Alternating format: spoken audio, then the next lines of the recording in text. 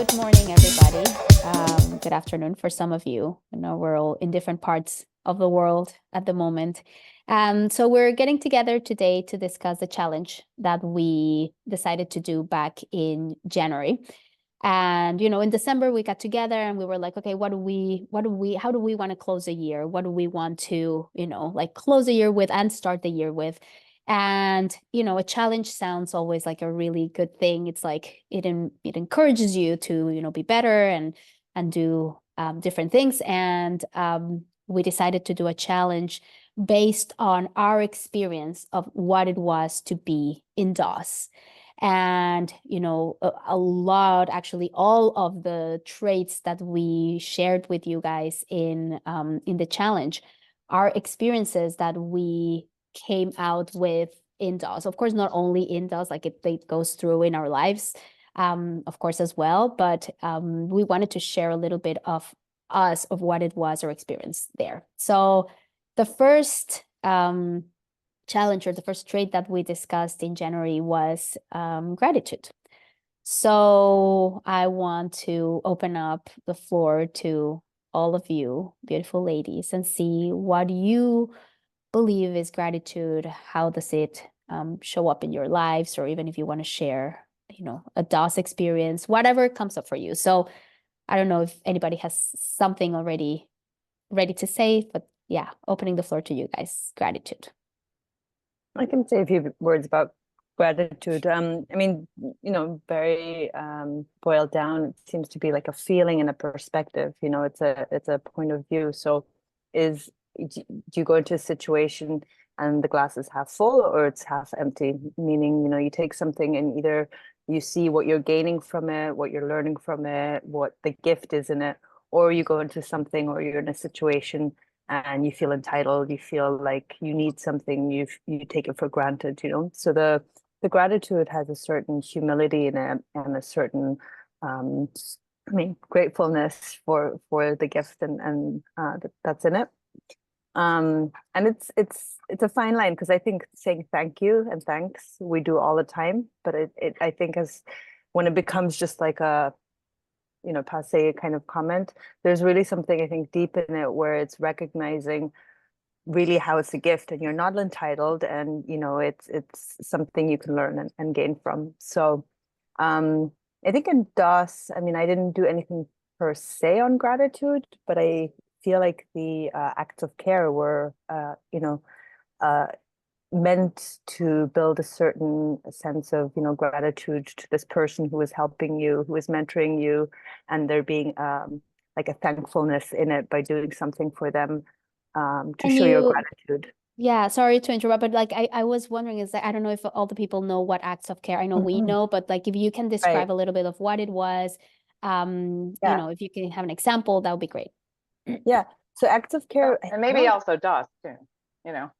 yeah. Oh, in DOS, yes. The acts of care, I think it was, I don't know if it was once a month, or I think it was once a month.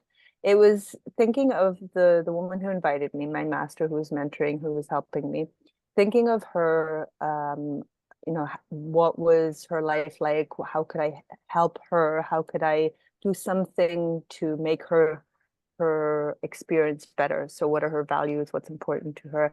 And one thing was, for example, she was moving. She was moving from one apartment to another apartment. So I went over and I helped her to pack up and move, and so that she wouldn't have to do it alone. So it was something, it was a like a yeah, being with her and helping her in a moment that she needed it. I think yeah, what you were saying, Sandra, it's like I don't know, like I was exactly thinking the same thing, like glass half empty and half full. Like oftentimes in life, and I think we just focus on, whether it's our situation or relationship, like what's missing or the bad part or the thing that we can improve, and not like and it's just like an exam, a test, right? If you get like an 85 or 90 or 95, right? We don't look at all the things we got right. We look at that 5% that we got wrong. And it's like human nature. And it's just kind of focusing on, oh, like these are the things that I say, like it's like grateful that I appreciate, and with people that even if I'm having like issues or conflict with people, I want to go back and remind, like, why am I, so grateful to have them? It's not, they're not about what, the 5 or 10% or the part that I have conflict with, although it tends to kind of Taint. spread. Yeah. Yeah, tape. So Yeah, similarly, it's like very summed up for me, and like, am I looking at what I can give or what I can get? And I think, Sahajo, you like the opposite of gratitude for me is entitlement. If I feel entitled to have stuff. And actually, there was an experience I had in DOS that was very unexpected, actually. And it was a assignment or practice that I think a lot of people would think would be very controlling or very possessive in DOS, but my experience was very different. One of the things that I worked on with my mentor, my master, was asking permission for things. So I would had a practice of asking permission before I ate. And I would text her, I would ask permission for that. And at first I was so angry about it. I was like, well, what? My it's not my mom. I'm a grown woman. I don't have to ask permission for these things. Like, why am I asking permission for anything? Which is so funny because it reeks of that entitlement, that I'm just entitled to do anything I want to be able to do because I'm an adult. And I remember one day I sat down and I was sitting with the question asking her, and waiting for her to respond to me because you ask and then you have to wait before you can eat or do the thing. And I was contemplating about that, and I had this experience where I started to think like, I used to give gratitude for my food before DOS ever started, but this was very different. This was like I came to realize like, wait, it's not just about asking my master permission, but like, is what I'm eating, like, is this something I give myself permission to have? Am I taking too much? Like what I choose to eat has effects on everybody, all of my human family, everybody on this planet with me. All of the resources that we have on this planet, we have together and we share them all. And I had this major experience of not being entitled just because I'm an adult, just because I work a job, I earn money, I pay for my food, I should be able to have whatever I want. All of a sudden, that experience of eating was like something I did not feel entitled to in the same way. There was a humility that I hadn't experienced before, even with being grateful for my food. And I was like, oh, am I taking just my share, enough to sustain me and not enough to take from everybody else. So it was something that seems very controlling or crazy, but had a very beautiful effect and increased my gratitude significantly. I'm thinking in a similar line of like something that is a little unexpected is an exercise we did. I think all of us did some ESP courses. So that's executive success programs. And I think all of us did the tribute module. So in that class, there's just a point, and this comes up, in different classes, I think, through ESP, but I distinctly remember sort of having this like time to like reflect on like lessons learned in life. And the way it was presented was to think about the lessons you learned from like negative experiences. So for instance, I had a really, uncaring teacher, when I was a kid, and that taught me how important it is to be caring, kind of one of those like, oh, right. Like you did learn from those negative or uncomfortable experiences. And that really changed my whole way of looking at, you talk about glass half empty, half full. I can look at negative experiences in my life and have gratitude for them because they've shaped me. Like really, like you really like, whoa, you see it. Like I am the person I am because of all of the things I've experienced, which includes all those negative things. And I think that really carried through. I feel like that same lesson was really offered in DOS. And the thing that actually comes to mind for gratitude is even just being invited, the way you were invited and then guided or mentored through offering your collateral as your surety and your promise it's the surety to back your promise. I'm not going to tell anybody about this. You can tell me and you can trust me to keep what you're about to tell me in confidence. That was the request. I want to tell you something. I want you to keep it in confidence. And in order to do so, I want you to provide collateral to show that you mean it, like demonstrate it. And, you know, some people said, no, thanks, don't care to, which is totally fine. But the whole process of like coming up with the collateral, like figuring that out, and yeah, feeling kind of insulted at first, like, what, you don't trust my word? My word's not good enough? Like, seriously, you know? And then instead of taking that high, you know, higher, holier than thou approach, is humbling yourself again and looking at this as an opportunity for growth and an opportunity. And then, do you want to take it or not? You know, so clearly all of us said yes. But I found that very, very humbling, and it really changed a lot of how I thought about myself and about my word and my promises. And you know, I felt very empowered from the whole experience, and very grateful for sure for my master for her help, and that she even offered me the opportunity, because like, where else was I ever going to have that opportunity? Nobody else has ever ever approached me with something like that. I I love how you think put just one that, thing the that made me, offer. yeah. You know, Oh, like sorry. that's just a quick, because I've never, and I haven't heard DOS described like that, and it's true. There was a certain experience offered to women, and some people took it in a certain way, and others took it in a very different way. It makes me think of, you know, like, I don't know, is it Nietzsche? Some variation of this, whatever doesn't kill you makes you stronger, you know. And it's like those things, those negative experiences, those hard experiences. And I really do think like what we were learning was not easy, was not comfortable. And that doesn't mean that it's not good, you know. So, and just even, you know, the aftermath of all of this and what it's done, you know, to our family and our, you know, whole community and all that.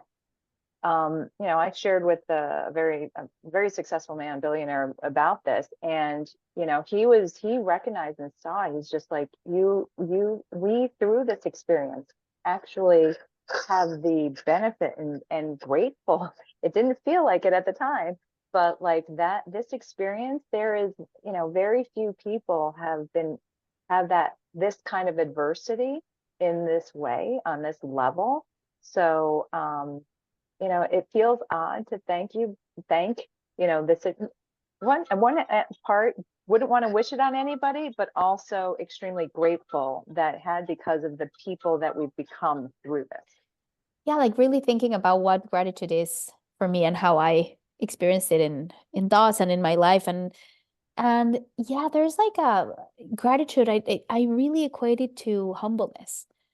And it's and I think that's why for me it's hard, or it's been hard at times. Because like for me, what I equate to gratitude or developing gratitude in DAWs was, we had a practice that we used to say good night and good morning to the woman who invited us, our master. And you know, a little bit of same as Leah, like at the beginning I was like, why, you know, like sometimes I didn't even do that with my husband. And like, why? And you know, it was very defiant, and I was like, oh, whatever. But you know, lessons learned after, you know, many years. And I wasn't, you know, I wasn't actually in this place back then. Like I was really defiant. I was like, I did it because I was like, whatever, you know.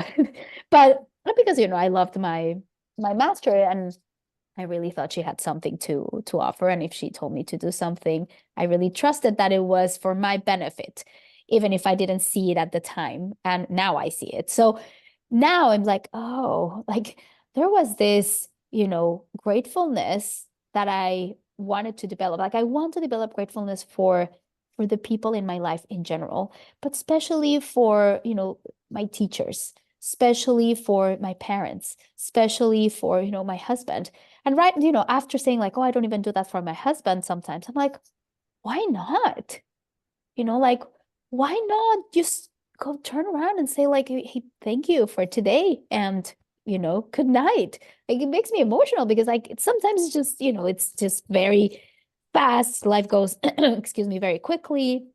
And you don't think about these things in this way, or at least I don't. And you know, saying good night and good morning was a recognition of someone else being there for me, like all along, you know. And that right now I'm like, oh, that's humbling. You know, it is humbling to say I need help.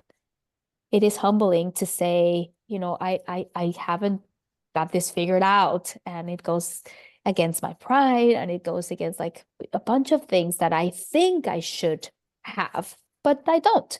So yeah, like DOS had definitely, I didn't see it in that way at that time, but it was really sweet now that I see it. I'm like, oh, that's actually really sweet to be able to develop gratitude for someone who's there for you. You know, I certainly hope my kids feel that way someday. You know, it's like, oh, thank you for my mom. Like I know we all feel grateful for our mothers. So yeah, that's took a little bit of a spin there after a Crazy while. how each one of us, it was our pride that got in the way of gratitude. You know, we had to be humbled, and then we're more grateful. Like, Yeah, but it's like you were saying, Danielle, like I think as soon as there's anything that we feel entitled to, like we feel like we should have it, it's our right. You know, we earned it, you know, like whatever that, like as soon as that's there, there's no gratitude, because and then it becomes a problem if it's not there, or you know, all of that. So I think that is the key in it, is the humility, where there's a like recognition of, you know, you shouldn't have had this, or it's not, you didn't, like you're not entitled, and it is a gift. And even if it's bad, you know, even if the situation is bad, even if it's something you didn't expect, or you know, then it's like, what can I learn from this? How can I grow from this? How is this making me better? How is it making me stronger? How is it, you know, it's there's like an awe in it as well, of like taking everything as a gem and as a gift, you know. It's a Just perspective. seeing everything, like what you say, it's Yeah. not just about like, oh, I take it as it's like you literally widen your perspective. And what you said, Angie, was like very like true for me too. Like it slows things down to have gratitude. It sounds similar to like your experience, Danielle, with the food. Like you just slow down when you're practicing gratitude, and life becomes richer. Like perceptually, your life becomes longer. There you go. Everybody practice gratitude. You'll live longer. Yeah. Well, I mean, when you were talking, Sahajo, it was like, instead of like we were saying the glass half empty and half full, like when we were talking, it's almost like when you're entitled, it's like, okay, I have this, and anything less than my expectations, I'm somehow at a negative, versus being like, I'm entitled to nothing, I have nothing, so anything that I get is like a It's blessing. gratitude, yeah. you know, there's a lot of, I follow certain like Christian practices or apps or Bible stuff, and there's a lot of teachings about thanking God for everything. You know, thank God for the challenges, thank God for the, you know, all the things. And it seems just like a very, you know, a very similar practice. Like it's reality, right? Like we have this gift of being alive, and everything we get is part of that gift. You know, the things, just because we think it shouldn't happen. Who are we? Like, when did we decide we knew better than reality knew, or God, or whatever, you know, however we got here? Why are we not thanking it for all experiences of being alive? I mean, we do have, you know, more traits to come and to discuss, but I really think, you know, that touches into another one that we're going to do eventually. That's vulnerability, right? Like it feels really vulnerable to, you know, it feels stronger to say like, I'm entitled to this and this and this. Like when you feel like, okay, no, I'm not entitled to any of this, that actually feels like it feels vulnerable in one way, and then in the other, it actually allows you to fill your cup. It allows you to be open. So more to come. Well, if you think about it, this is like, it's insane. Like we're all in different parts of the world. Like we have, I know it sounds like, you know, of course, like the internet, but it's true. It's like we're in Zoom. We're like being able to have these conversations now, Spinning you know, on a planet that is real spinning time. around at the Right. world, And and we just don't, you know, like, we don't fly away. whoa, yeah. All right. So, well, thank you, everybody. It's a pleasure to be with you again. And as always, please like, subscribe, share if you think it's worth sharing our content. And we'll see you soon with another trait. Thank you. Thank you.